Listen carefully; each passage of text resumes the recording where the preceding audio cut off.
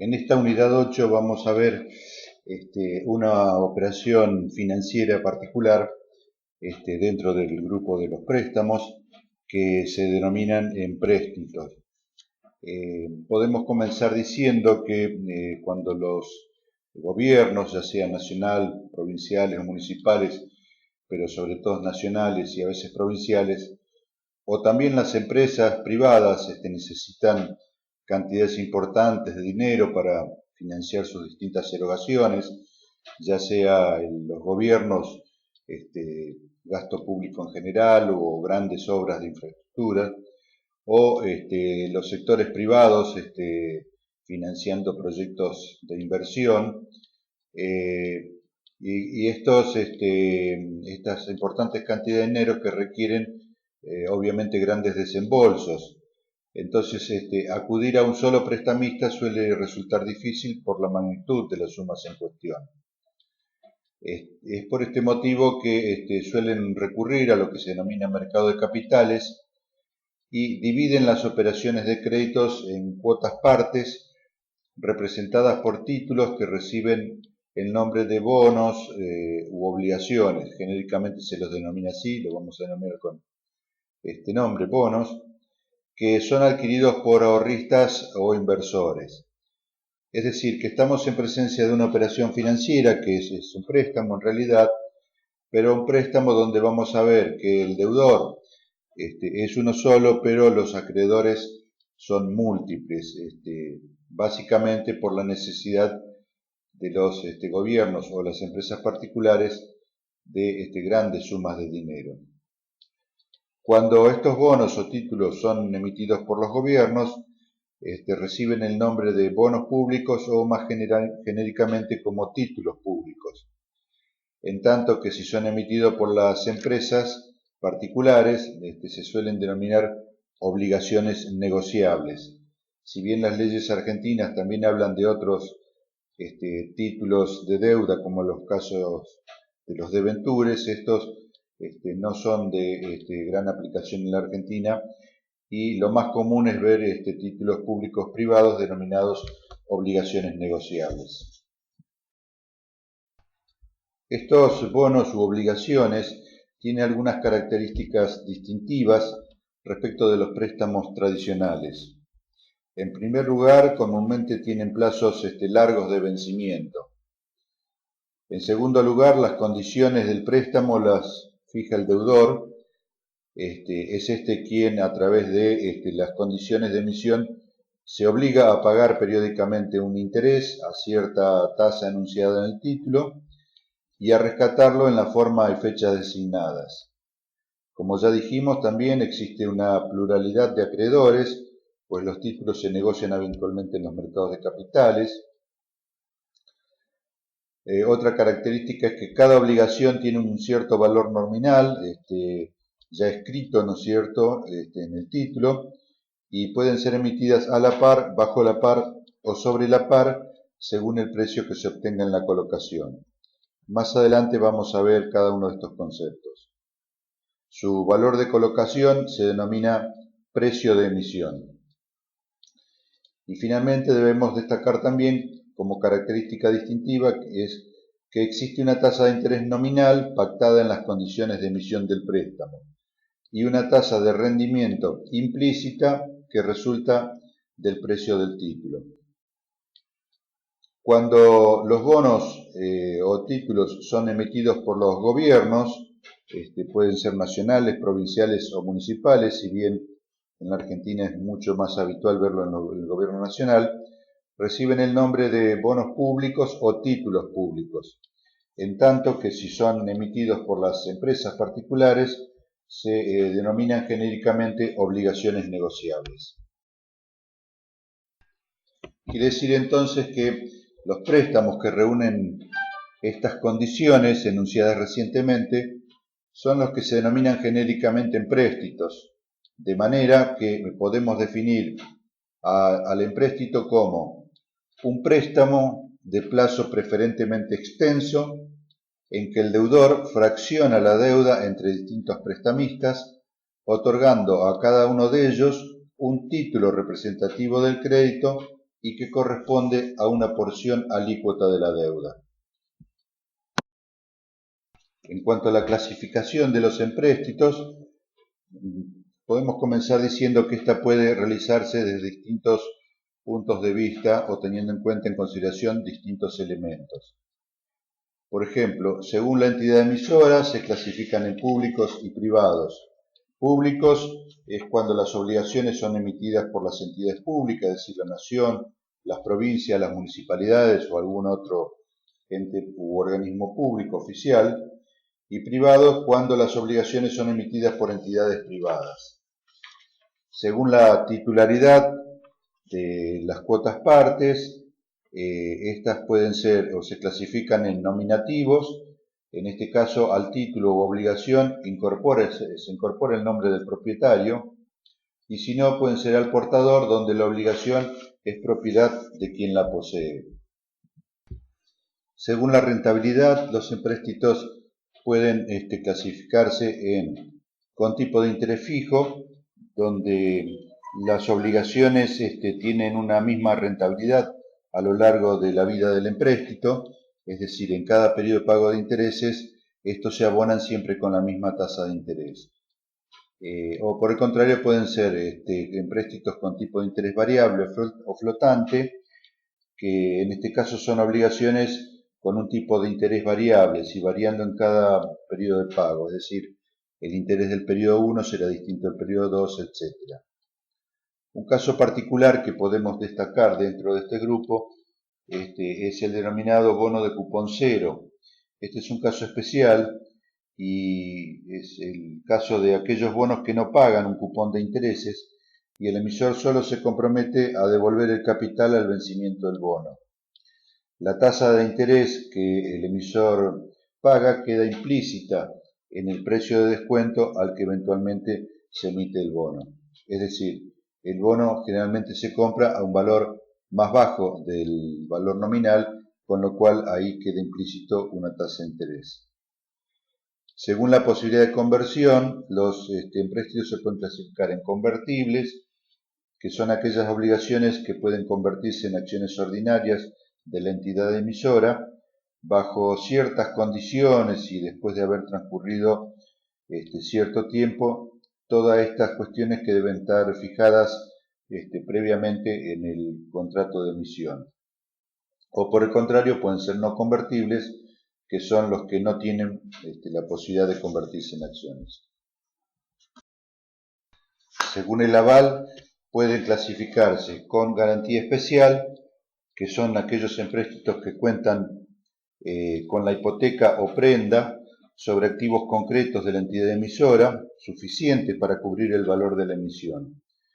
Sin garantías u ordinarias, estos tienen como garantía genérica el total del patrimonio del emisor, que esto cabe destacar que suelen ser los más habituales por otro lado. O también pueden ser con garantía pública, que son aquellos empréstitos que están avalados por entidades públicas o por el mismo Estado.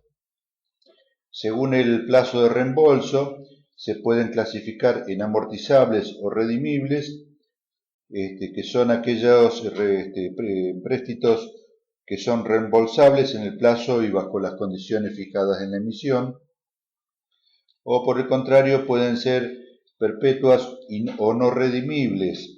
En este caso son bonos u obligaciones emitidas por entidades públicas, generalmente es el Estado que las emite, en las que no se señala un plazo de reembolso y se pagan por un tiempo indefinido los intereses estipulados.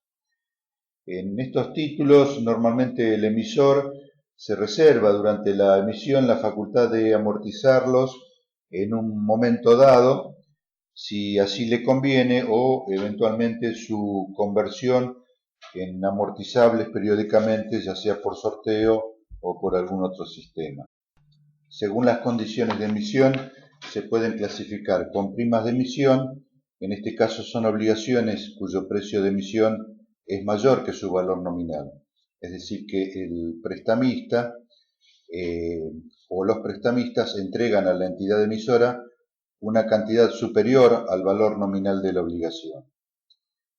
o también pueden ser sin prima de emisión, que son obligaciones emitidas a la par, o sea, a su valor nominal. Según las condiciones de reembolso, se pueden clasificar con primas de reembolso, en este caso son obligaciones reembolsables por una cantidad superior al valor nominal que tienen escrito, aunque debemos decir que esto no es lo más habitual que ocurra.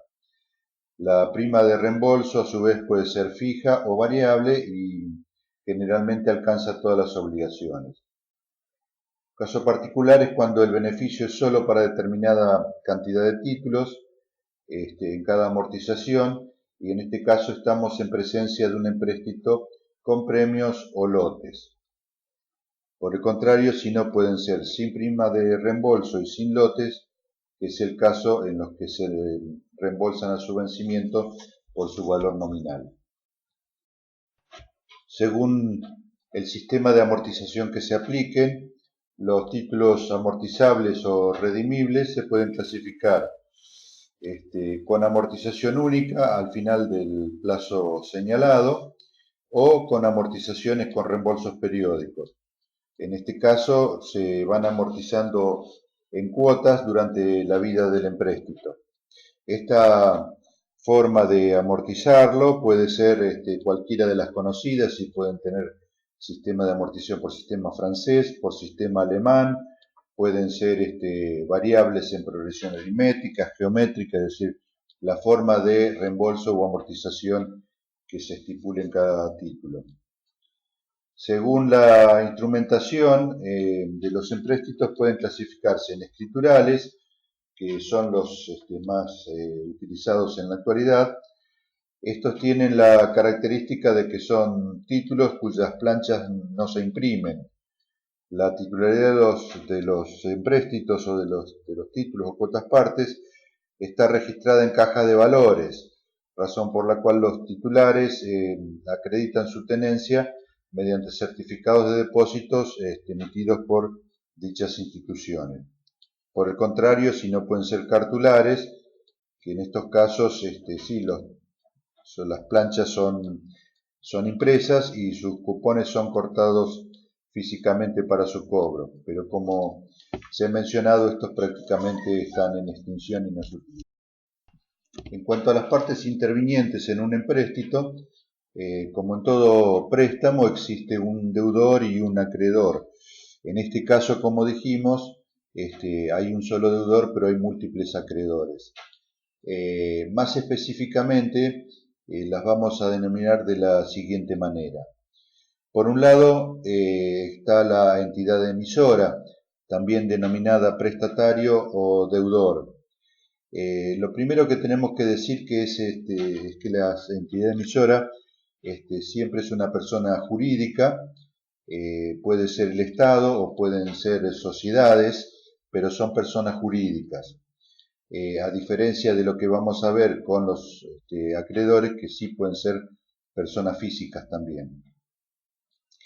Entonces, concretamente vamos a decir que una de las partes es la entidad emisora, o prestatario o deudor, y es la persona jurídica que recibe un capital dividido en fracciones alícuotas y se compromete a su devolución y al pago de algún interés según determinadas condiciones previamente establecidas.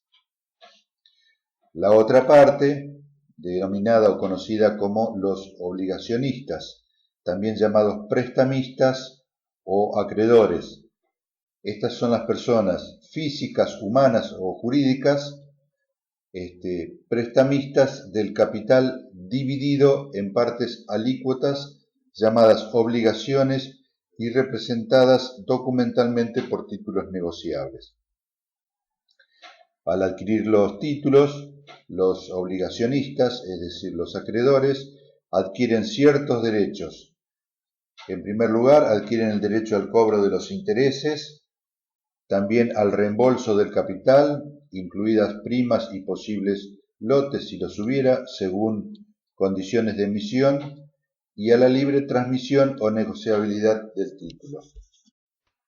Los empréstitos poseen elementos intrínsecos y extrínsecos. Los elementos intrínsecos son aquellos que surgen del texto impreso de los títulos y representan las obligaciones que ha asumido concretamente el emisor. También se denominan elementos fijos o nominales, por cuanto no se pueden modificar si no es variando las condiciones y requisitos del empréstito. Los elementos intrínsecos concretamente son, en primer lugar, el valor nominal, que es el valor inscripto en el título, representa la deuda reconocida por el emisor.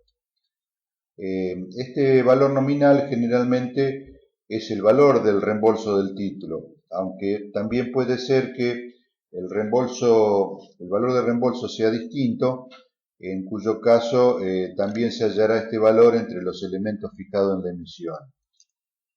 El otro elemento intrínseco es la tasa nominal, que es el interés que el emisor ha de abonar por cada unidad de valor nominal y ya se encuentra fijado en las condiciones de emisión.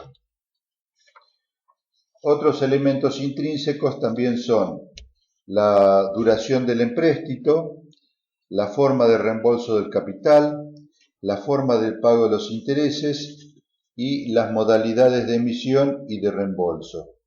Vuelvo a repetir, todos estos elementos intrínsecos están fijados en las condiciones de emisión del título. Los elementos extrínsecos también se denominan variables o efectivos. Variables porque dependen de la situación fluctuante de la plaza financiera y son efectivos porque representan la verdadera renta que el tenedor de los títulos obtiene de estos.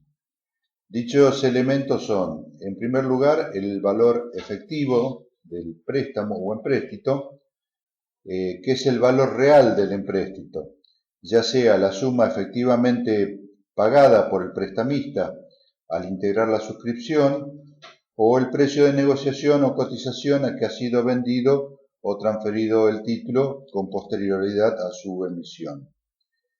Es por eso que como valor efectivo a veces suele diferenciarse dos de estos valores efectivos.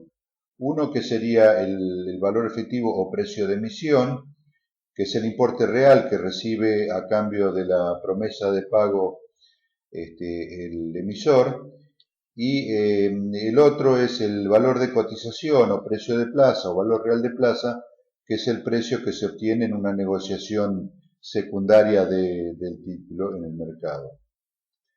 El valor efectivo puede coincidir o no con el valor nominal. Si coincide, se dice que el precio está a la par, porque está a la par del valor nominal. Si el valor efectivo es inferior al nominal, se dice que el título cotiza bajo la par, en tanto que si el valor efectivo es superior, se dice que el título estará cotizando por encima de la par. El otro elemento extrínseco es la tasa efectiva. Esta tasa está dada por el rendimiento efectivo que el título produce para el inversor. No es un elemento fijo o inamovible como es la tasa nominal, puesto que ésta no resulta de las estipulaciones expresas en el título, sino que es esencialmente variable porque depende de la relación en que se halla el valor efectivo respecto de la tasa nominal y del valor nominal del título. La tasa efectiva debemos decir que interesa tanto al deudor como al acreedor. Al deudor porque representa el costo real de la disposición del capital ajeno, y para el acreedor es la tasa de inversión del capital comprometido, esto es el beneficio o rendimiento real que obtiene de la operación. Decimos que resulta muy importante tener en claro el porqué de la existencia de un valor efectivo distinto del valor nominal. Para eso vamos a tratar de verlo mejor con un ejemplo. Supongamos que se emite una obligación por 100.000 pesos de valor nominal, reembolsable a cabo de 5 años mediante un pago único y con abono periódico de intereses a la tasa del 9,5% nominal anual, calculada sobre la deuda nominal a pagar en servicios semestrales vencidos. Como datos entonces tenemos C mayúscula igual a 100.000, que es vamos a denominar así al valor nominal del título, y tendremos una tasa de interés I1 igual al 0,0475, que es la tasa nominal proporcional semestral. Es decir, que de acuerdo a las condiciones de emisión, la entidad emisora pagará semestralmente un interés del 4,75%, calculado siempre sobre el valor nominal, que es 100.000. Es decir, estará abonando 10 cuotas semestrales de 4.750 pesos. Si graficamos el caso, vamos a tener un diagrama temporal donde comenzamos en el momento 0, después un semestre, 2, 3, etcétera, hasta 10 semestres, o sea, 5 años, y debajo del diagrama del tiempo vamos a tener el valor de la emisión del empréstito en el momento 0, por ahora le vamos a llamar X a ese valor, y luego vamos a tener el flujo de fondos que va a pagar la entidad emisora a los inversionistas. Al final del primer semestre pagará la tasa de interés I del 4,75% sobre C, que son 100.000, los 4.750 pesos que dijimos. En el segundo semestre de igual manera, será I1 por C, y así sucesivamente, porque el título dijimos que se amortiza al final, o sea, al cabo de los 10 semestres. Entonces tendremos en el primer renglón un flujo de fondos equivalente al pago de la cuota de intereses, y en el 10º semestre tendremos no solo la cuota de interés, sino el reembolso también del capital. Estas son condiciones intrínsecas, es decir, que están en el título y las cuales no se pueden variar, como tampoco se puede variar el valor nominal de 100.000. Ahora, si los inversionistas no estuvieran de acuerdo, por ejemplo, con el rendimiento de este título, tendrían un elemento para accionar para hacer que el rendimiento sea distinto. Ese único elemento que tendrían para accionar en este momento de la emisión sería el precio de emisión. Es decir, si por este flujo de fondo van a pagar 100.000 pesos, que es el valor que coincide con el valor nominal y que es el pretendido por la entidad emisora, efectivamente el flujo de fondo, como hemos planteado, va a tener un rendimiento del 4,75% mensual. Pero si los inversionistas, por alguna razón, esa tasa les resulta baja porque tienen otras inversiones equivalentes en el mercado con una tasa mayor, van a exigir una tasa mayor y consecuentemente entonces el valor de todo este flujo va a ser menor. Así que vamos a ver qué pasaría, por ejemplo, si en este caso los inversionistas quisieran una tasa de rentabilidad mayor. Para ello vamos a tener que evaluar a esa tasa mayor todo este flujo de fondos. Es decir, en el momento 0, obtener cuál sería el valor de X, que por definición estamos diciendo que ya no va a ser 100.000.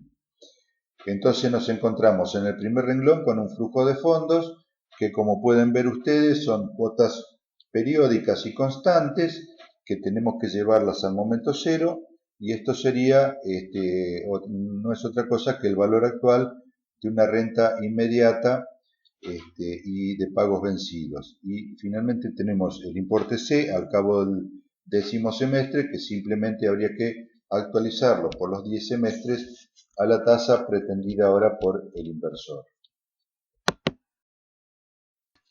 Supongamos que el inversor entonces quiere o pretende una tasa I2 del 5,5% semestral en vez del 4,75% que ofrece el emisor. La ecuación de valor para este inversor será calcular el valor de X, es decir, el valor actual de ese flujo de fondos, pero a la tasa de interés que él pretende. Entonces su ecuación de valor será X igual a C por I, que es el importe de la cuota que pagará el título, eso como dijimos es fijo e inamovible, pero este inversor lo va a descontar a una tasa I2. Entonces por eso se multiplica el valor de esta cuota de 4.750 por el valor actual de una anualidad, pero calculada a la tasa I2 que pretende el inversor. Y esto obviamente se le suma el valor de reembolso del valor nominal, descontado también por los n periodos a la tasa I2. Si llamamos P al precio de compra del título en el momento de la evaluación al momento cero, tendremos que el inversor comprará el título público o la emisión que sea, si fuese privada, en este caso, siempre que P sea menor o igual que X. Entonces el valor de X será 100.000 por 0,0475, es decir, la cuota de los 4.750 pesos que pagará todos los semestres la entidad emisora, por 1,055 a la 10 menos 1 sobre 1,055 a la 10 por 0,055 y más los 100.000 del valor nominal por 1 sobre 1,055 a la 10. Esto da como resultado el valor actual de todos los cupones de renta es 35.803,75, en tanto que el valor actual del título reintegrado dentro de 10 semestres es 58.543,06. Sumados da un valor de 94.346,81, que es el precio o valor efectivo que el inversionista ofrecerá pagar por este título, dado que él quiere obtener una tasa del 5,5% semestral. Es decir, que acá vemos claramente los elementos intrínsecos y extrínsecos. Tenemos como elementos intrínsecos el plazo de duración de 10 semestres, el valor nominal de 10.000 y la tasa nominal del 4,75% semestral. Y tenemos como valores extrínsecos modificables efectivos, que es el valor efectivo de 94.346,81 y la tasa efectiva de la operación del 5,5% semestral. Cuanto a la comercialización y venta, podemos decir que las principales emisiones se pueden hacer de dos maneras. Por un lado está la colocación directa, en cuyo caso es la venta de una emisión directamente a un comprador o a un grupo de compradores, que usualmente son grandes instituciones financieras. En este caso no difiere en forma significativa de un préstamo a largo plazo y por lo general no suelen tener mercado secundario. La otra forma es mediante oferta pública. Esto de pública no tiene que ver con el Estado, lo de pública es porque es abierta a todo público. Puede ser el oferente, puede ser el Estado, pueden ser los particulares, las sociedades particulares. En este caso las colocan generalmente los bancos inversionistas que están en este negocio de vender valores corporativos, es decir, de las empresas, o directamente el Estado. En este caso el banco inversionista cobra una comisión al emisor, que es un porcentaje del monto estipulado. Cualquiera sea la modalidad de colocación de la emisión, como hemos visto recién, podemos analizar ahora cómo se forma el precio del empréstito. Para ello también es necesario distinguir nuevamente entre lo que se denomina mercado primario y mercado secundario, dado que el precio se determina de distintas maneras. En el mercado primario es aquel en el cual se lleva a cabo la colocación de valores de primera emisión, es decir, cuando recién se emiten los empréstitos. Y básicamente se utilizan dos sistemas para fijar el precio. Uno de ellos es el sistema de licitación de precio único, también denominado sistema holandés. Este sistema es uno de los que más se utiliza en la Argentina, tanto por el gobierno o Estado nacional como por el Banco Central de la República Argentina. Y en este caso, en el sistema de licitación de precio único, se distinguen dos tipos de oferentes. Están los grandes inversores, referimos en cuanto a monto que suscriben, y estos entran a un tramo que se llama el tramo competitivo. Y por otro lado hay los pequeños inversores que van a actuar en el tramo no competitivo. En cuanto al tramo competitivo, donde están los grandes inversores, estos realizan las ofertas indicando el monto y la tasa o directamente el precio, que ese precio ya lleva, como vimos, incluido una tasa de interés o de rentabilidad pretendida. Este es al precio al que están dispuestos a prestar los inversionistas. Y en cambio, el tramo no competitivo, los inversores solo indican el monto o valor nominal de los títulos que desean adquirir, no indican precio. El tomador de los fondos comienza primero con la oferta del tramo no competitivo hasta completarla. Digamos a esta altura que el tramo no competitivo generalmente es de una cuantía muy inferior a la del tramo competitivo. Después de seleccionar entonces el tramo no competitivo, pasa al competitivo, sumando las ofertas de este tramo y comenzando por las de menor tasa de interés hacia las tasas mayores hasta completar el monto requerido o el monto de emisión.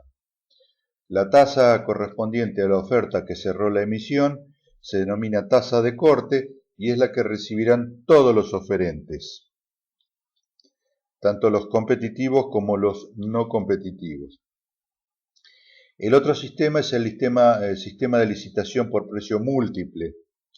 Aquí las ofertas también se dividen en dos tramos, competitivo y no competitivo. Sin embargo, bajo esta metodología, cada oferente del tramo competitivo recibirá, si es aceptada su oferta, la tasa por él indicada. El tramo no competitivo recibirá en cambio un promedio ponderado de las tasas aceptadas en el tramo competitivo. Veamos mejor esta situación con un caso práctico. Supongamos una emisión de títulos por 80 millones de pesos, para la cual se han recibido las siguientes ofertas. En el tramo no competitivo se han recibido 6 millones de pesos y es el cupo que existe para este tramo. En el tramo no competitivo tenemos distintos oferentes. Por ejemplo, el oferente A ofreció 14 millones de pesos a la tasa de 9,30, el oferente B 21 millones a la tasa de 9,37 y así sucesivamente están ordenados en forma creciente en cuanto a tasa que pretenden. La última ha sido del oferente F de 12 millones de pesos a la tasa del 10,15. Veremos en la diapositiva que sigue que la tasa del 10,10% ofrecida por el oferente E va a ser la tasa de corte.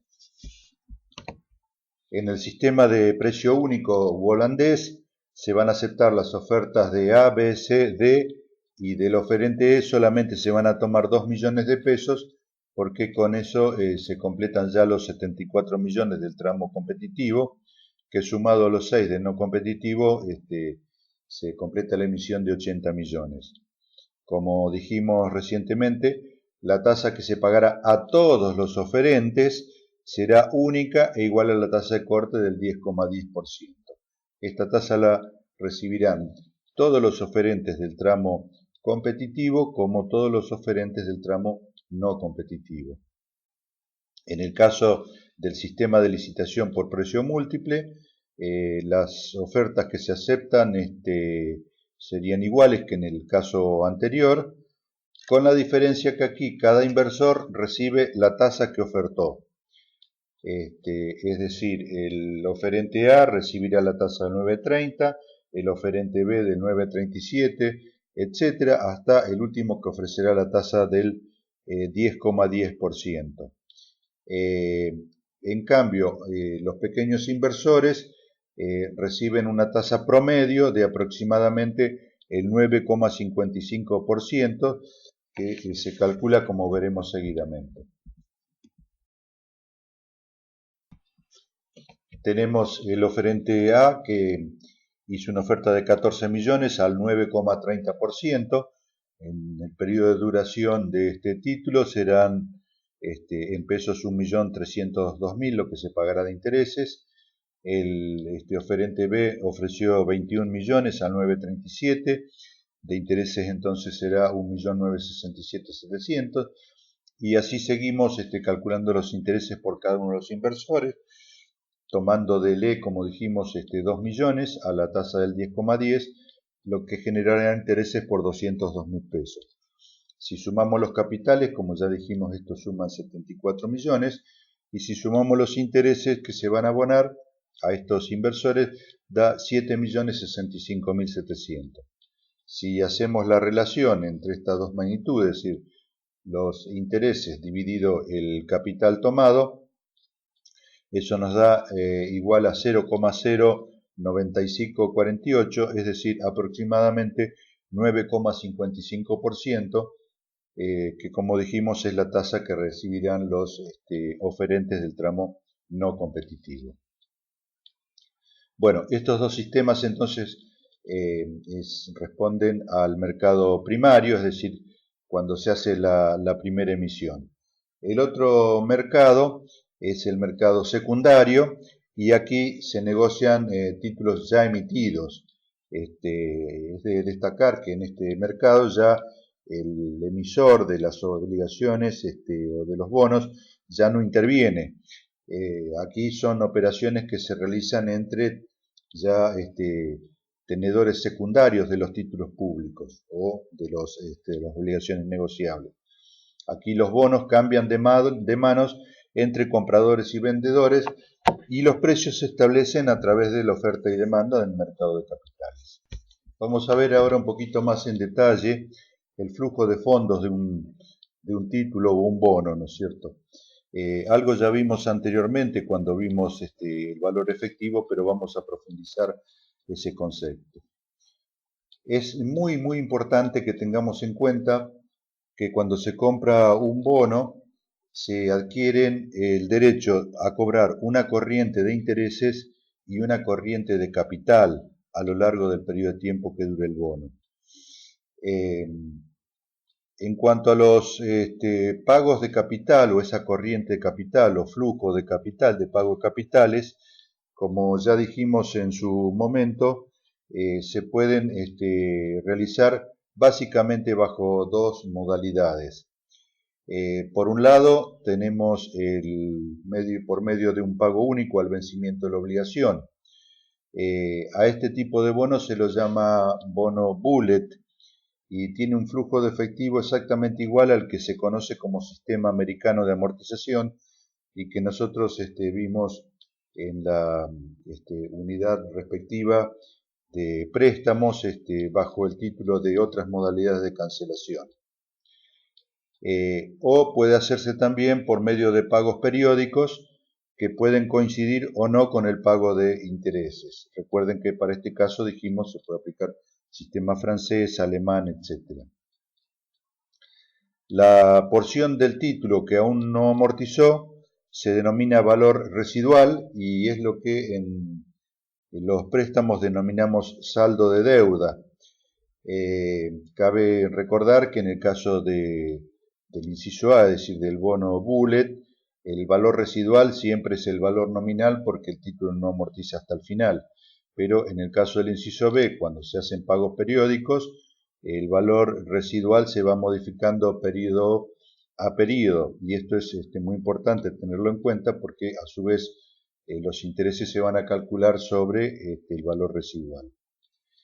Entonces podemos decir que el valor residual al momento T va a ser igual al valor nominal de emisión del título menos el total amortizado hasta el periodo T inclusive.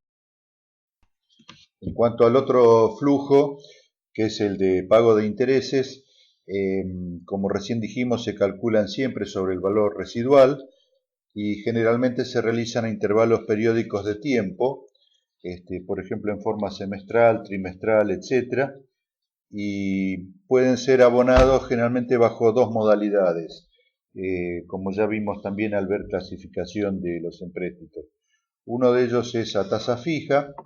En este caso se abona una tasa fija ya establecida en las condiciones de emisión del título.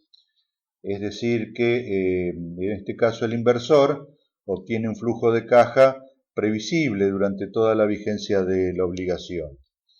El otro caso es utilizando tasa flotante.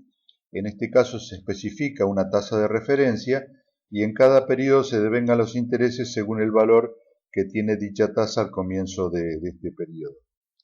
Por ejemplo, suele utilizarse mucho la tasa LIBOR, que es la tasa promedio que rige en el mercado interbancario de Londres.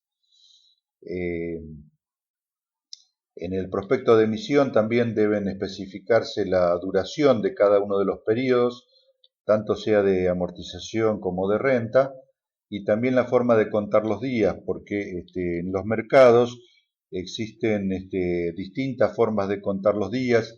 Algunos toman año civil, otros toman año comercial, otros toman todos los meses de 30 días, otros toman los días del mes que tiene cada mes calendario, con lo cual todas estas especificaciones también tendrán que estar en el prospecto de emisión.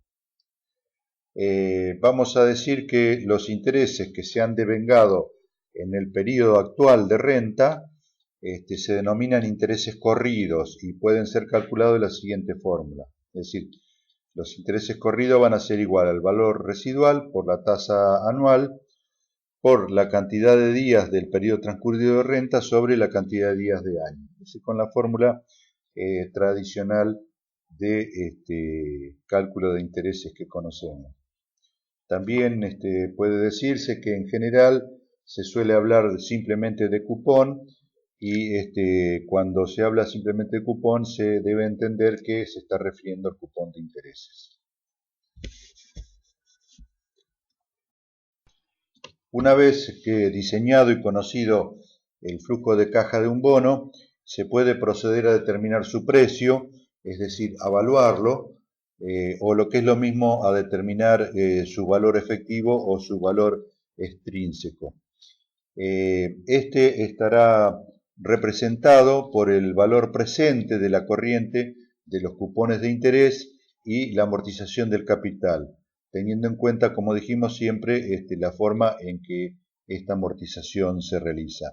Es decir, calculamos el valor actual tanto del flujo de los cupones de interés o de renta como el flujo de la amortización de capital. Esta evaluación no debe confundirse con el precio de mercado. El precio de mercado es el que surge de la oferta y la demanda. Esta es la evaluación que nosotros como inversores haríamos en el momento de decidir comprar un bono u obligación. En lo sucesivo y para simplificar, nos referiremos al caso de un bono con pago periódico de intereses y pago único de capital al vencimiento, es decir, un bono bullet. La situación no difiere demasiado si el capital se amortiza periódicamente de otra manera, con sistema francés o lo que sea, ya que solo se trata de adaptar el flujo de fondos futuros a las condiciones de emisión. En este caso particular, el precio del bono será igual a la siguiente expresión. Actualizamos cada uno de los servicios de intereses que identificamos con la letra I mayúscula. Al primer pago lo actualizaremos por un periodo, al segundo pago por 2 periodos y sucesivamente. El último de los pagos tendremos que computar no solo el pago de intereses, sino también la cancelación del 100% del capital. Por eso tendremos en la fórmula I más C, que los actualizaremos por los n periodos que median entre el momento de pago y el momento de evaluación. Veamos un ejemplo. El 1 del 12 del 19, Los Caldenes Sociedad Anónima emitió una obligación por 10 millones con un cupón de intereses del 10% anual y vencimiento del capital al final del quinto año.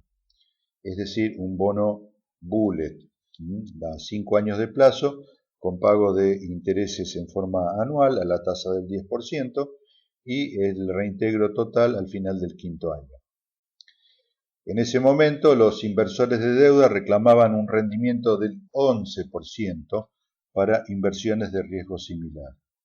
Si cada bono tiene un valor nominal de 100 pesos, es decir, que C es igual a 100, el precio de cada bono será. Bueno, ahí tenemos que hacer lo que dijimos recién en la fórmula genérica de más arriba, es decir, calculamos primero si cada bono es de 100 pesos a la tasa del 10% anual, lo que pagará es 10 pesos de renta.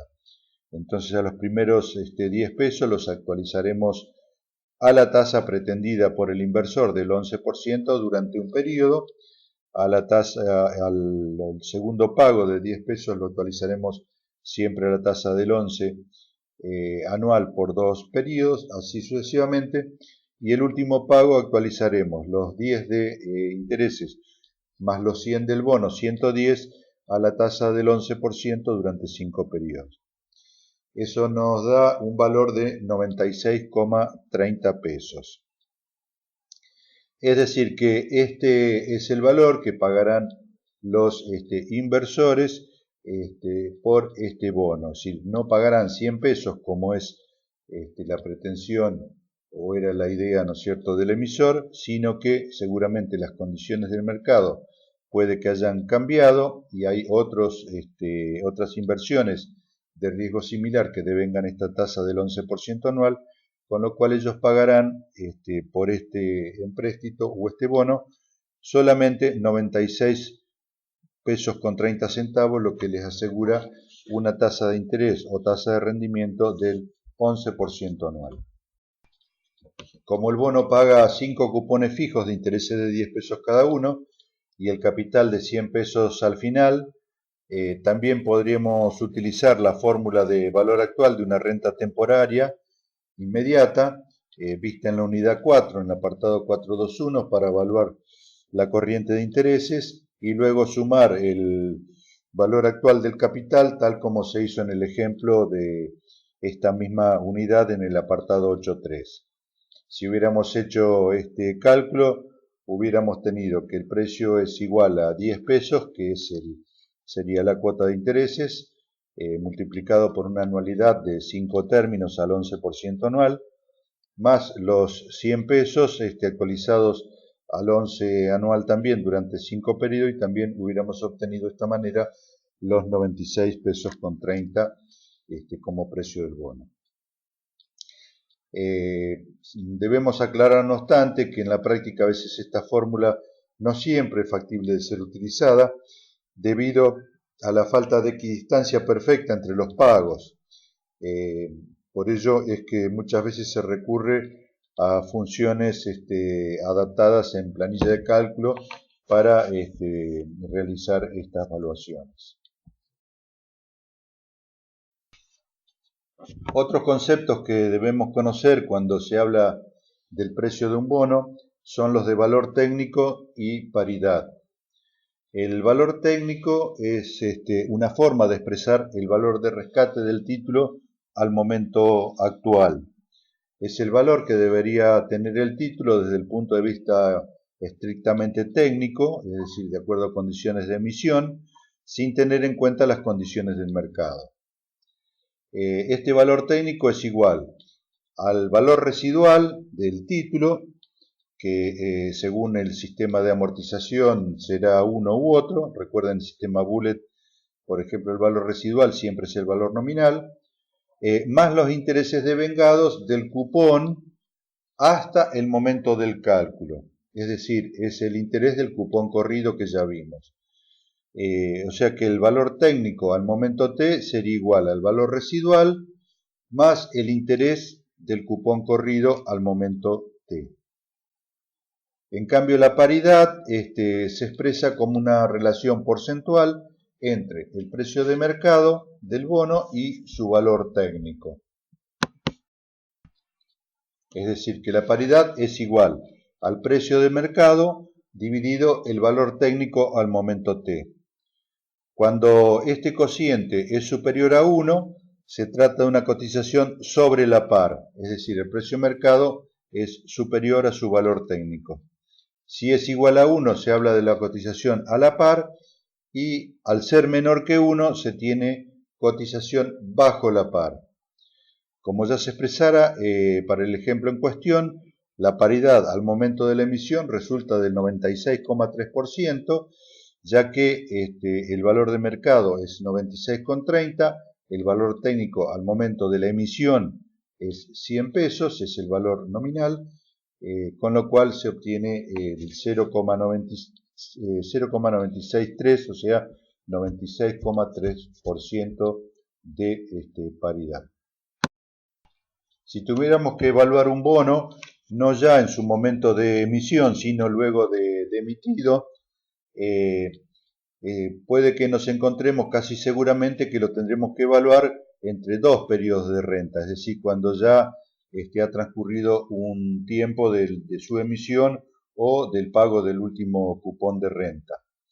En este caso, la evaluación de este bono adquirido se requiere que se cuenten con exactitud los días que median entre cada flujo de caja, donde desde la inversión inicial hasta el último cupón.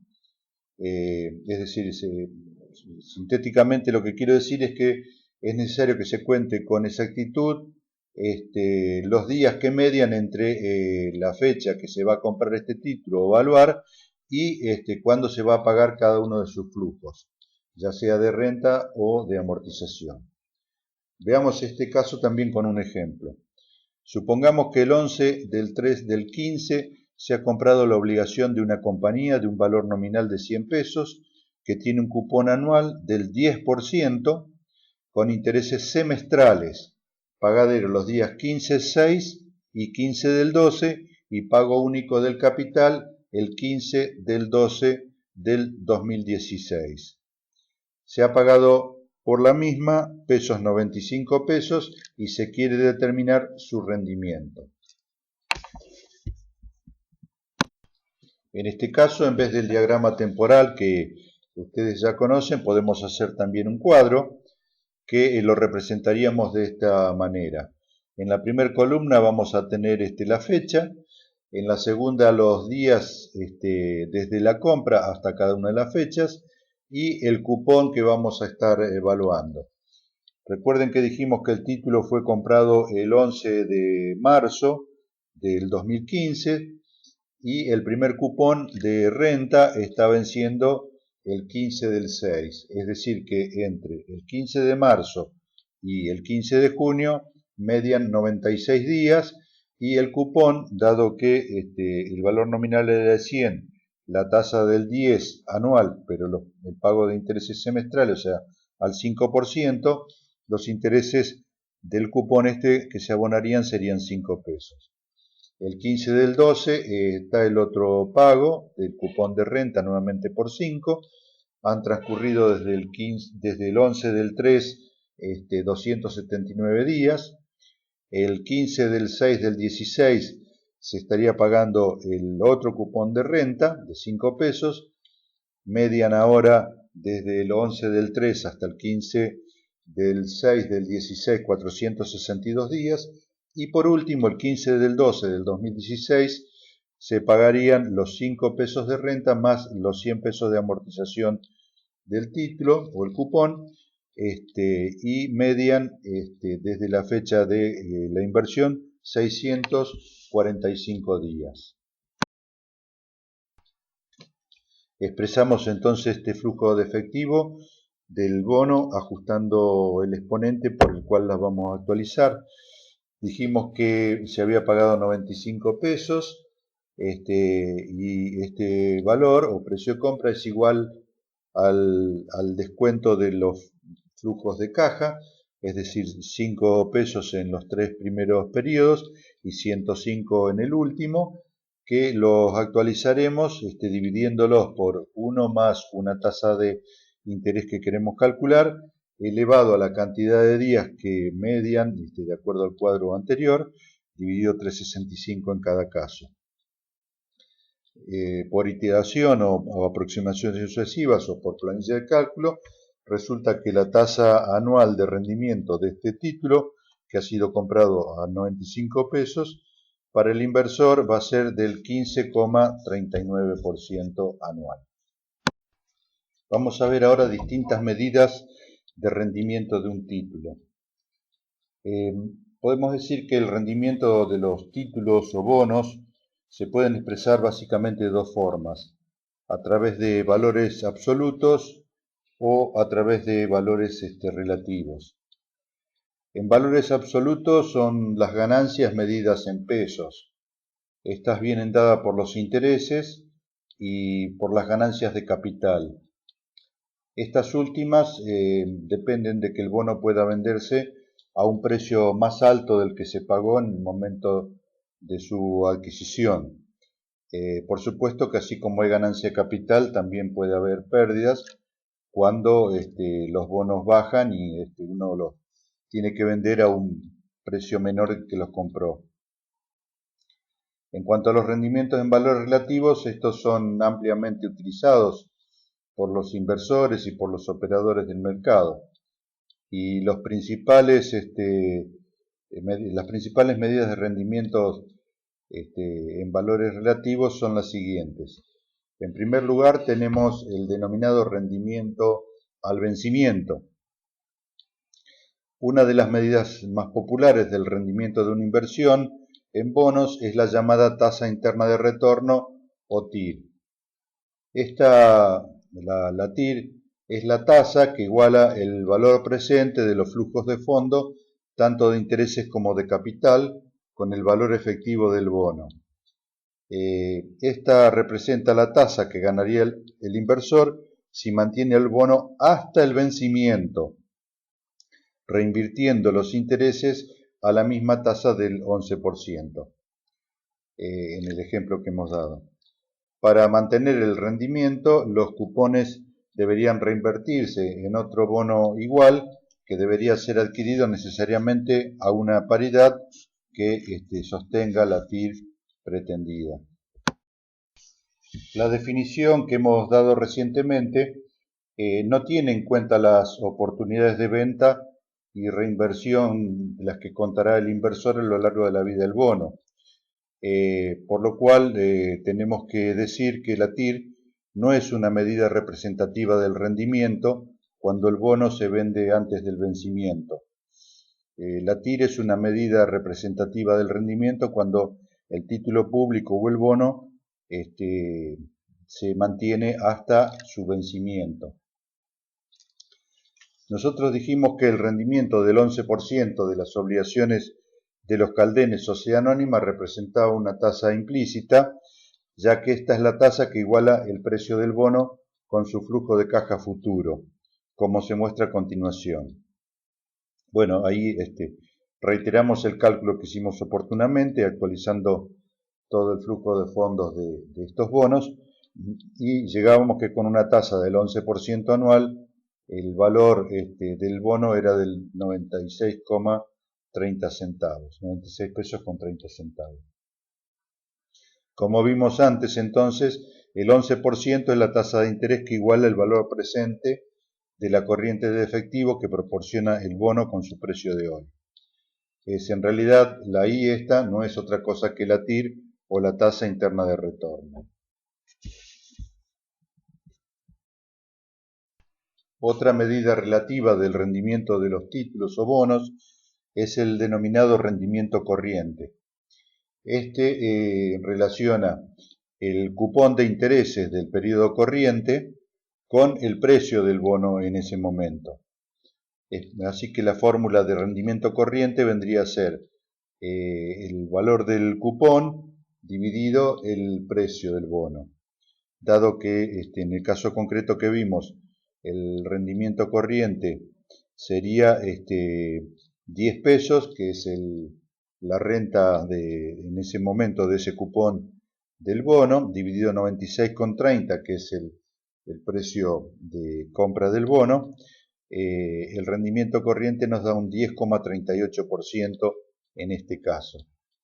El rendimiento corriente solo considera las ganancias por intereses pues solo relaciona el cupón de interés periódico con el precio del bono en un momento dado.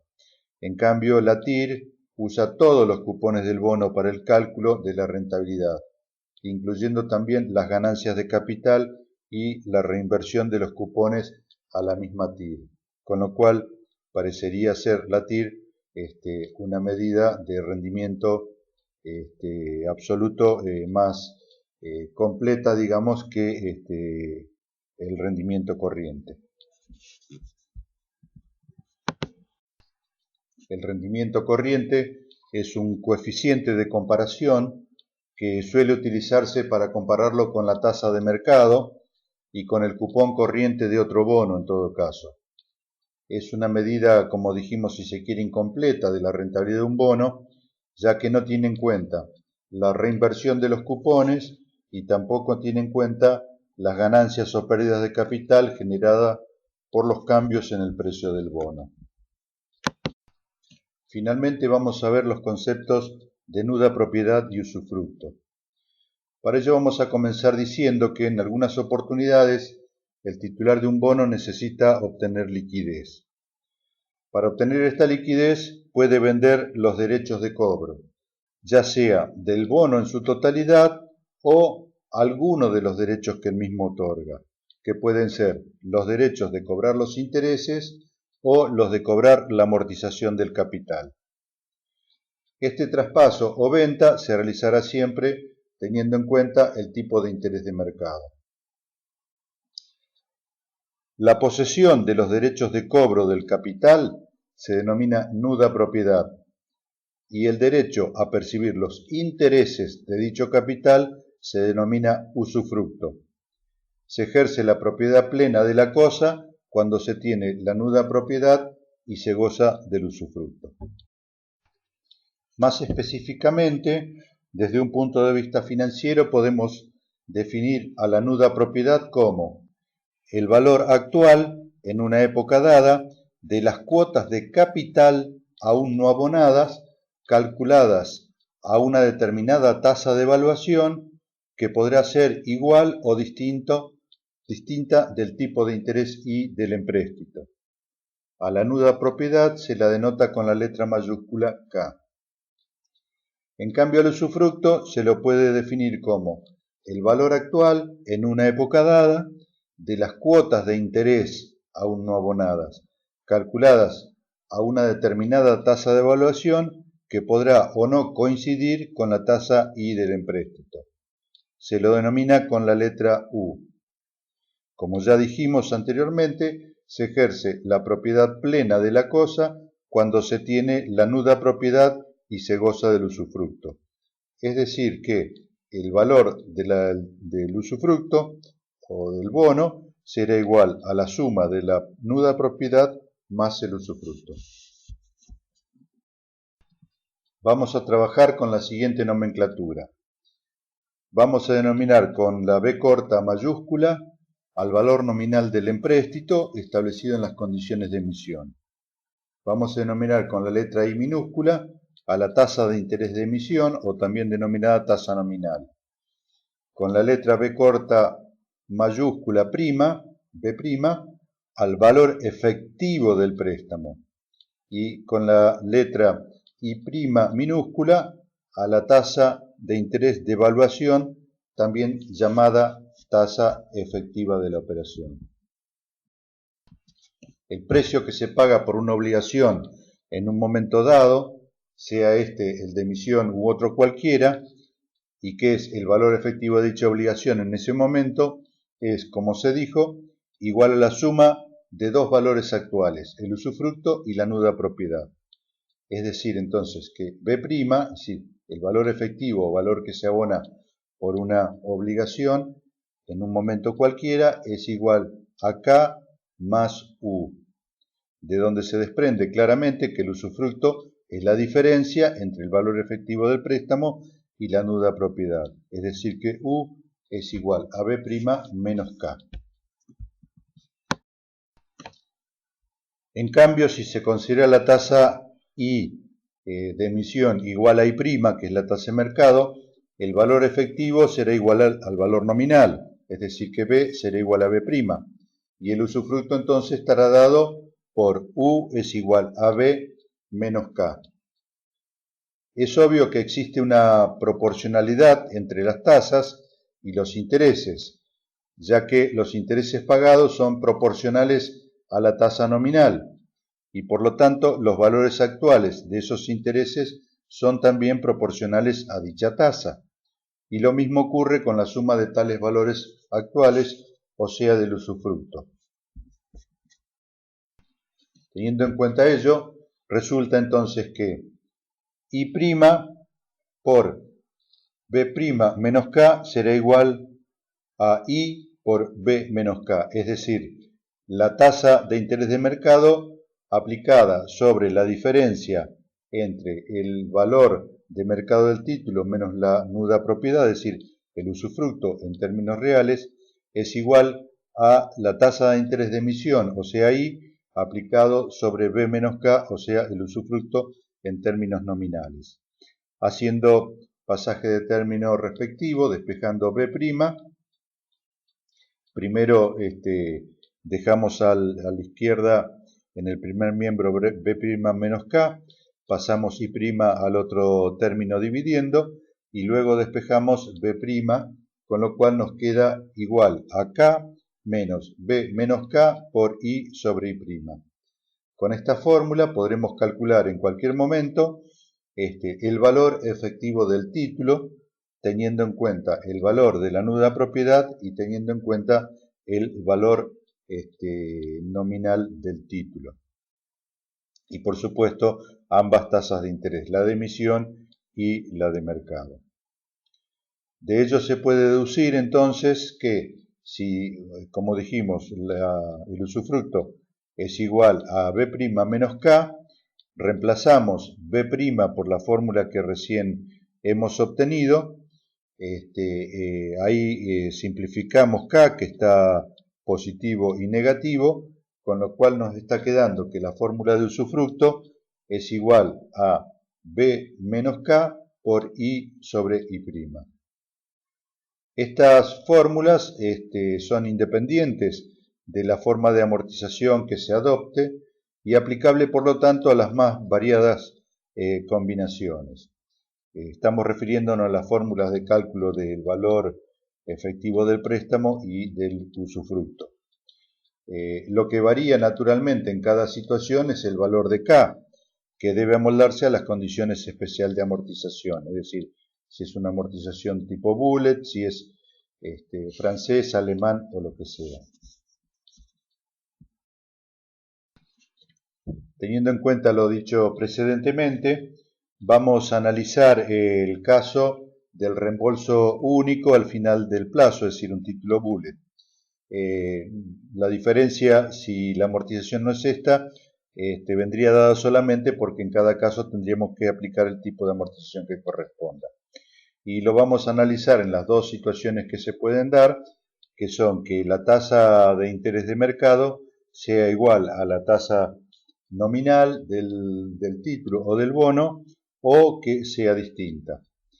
En el primer caso analizaremos que la tasa de mercado I' es igual a I. En este caso, la nuda propiedad, que denominamos K, será igual al valor efectivo del título público actualizado por los n periodos que faltan hasta el vencimiento. Luego, si reemplazamos, nos quedaría que K es igual al valor efectivo del título por 1 más I a la menos n. El usufructo, que sería el valor actual de todas las rentas, de todos los intereses que paga el título, como vimos ya en el caso de estos pagos con reembolso único al final del plazo, consistían o podía ser equiparado a la cuota de del valor actual de una anualidad, con lo cual lo resolvemos como tal, es decir, que el usufructo será igual a B por I, que es el monto de la cuota que se abonará, multiplicado por una anualidad de pagos vencidos de n cantidad de términos y a la tasa I de interés. En cambio, si la tasa de mercado es distinta de la tasa nominal, vamos a tener que evaluar, ¿no es cierto?, cada una de estas cuestiones, si la nuda propiedad del usufructo a esta tasa de mercado. Entonces tendremos que la nuda propiedad K será igual a B por 1 más I' a la menos N, y el usufructo será igual a B por I, que vendría a ser la cuota de la anualidad, por la anualidad, ¿no es cierto?, de n términos, pero la tasa de interés I'. Si reemplazamos la anualidad por su equivalente, que es 1 menos B a la n, o lo que es lo mismo, 1 más I' a la menos n, todo esto sobre I, luego podemos sacar como factor común I sobre I por B, con lo cual entre paréntesis o corchete, mejor dicho, quedaría 1 menos 1 sobre 1 más I a la prima elevado a la n. Luego, haciendo el producto, ¿no es cierto?, de B por lo que hay dentro del corchete, nos quedaría que el usufructo es igual a I sobre I' por B menos B sobre 1 más I' a la n. Y como sabemos que ese último término, es decir, B sobre 1 más I' a la n es igual a K, podemos reemplazar diciendo que todo lo que hay entre el corchete es B menos K por I sobre I'. Para finalizar, podemos comprobar estas fórmulas aplicándolos al caso concreto de los caldenes que habíamos desarrollado anteriormente. En ese caso vemos que la tasa I' de mercado es distinta que la tasa nominal I, ya que la tasa de mercado pretendida por el inversor era del 11% y la tasa nominal que obraba en las condiciones de emisión era del 10%. B será igual a 100 y N igual a 5. Entonces, aquí deberemos evaluar, calcular el flujo o valor actual de cada uno de los elementos K y U, teniendo en cuenta la tasa I' de mercado. Comenzamos por la nuda propiedad K, eso será igual a los 100 pesos que se cancelarán recién al fin del periodo 5, que lo actualizamos por justamente 5 periodos a la tasa del 11% y nos da 59,35. Es decir que el valor a este momento de la nuda propiedad es de 59,35. El usufructo será, aplicando la fórmula recién vista, B que vale 100 menos 59,35, que es el valor de K que acabamos de obtener, por 0,10 sobre 0,11, lo cual da un valor para el usufructo de pesos 36,95. En consecuencia, el valor total del título, es decir, el valor de mercado que podríamos establecer en este momento, llamado B', será igual a la suma de los dos valores actuales que preceden, es decir, al valor actual de la nuda propiedad más el valor actual del usufructo. Si hacemos esa suma, obtenemos como valor de mercado 96,30, que si recordarán es efectivamente el valor de mercado que se pagó por este título, teniendo la pretensión de un 11% de rentabilidad efectiva.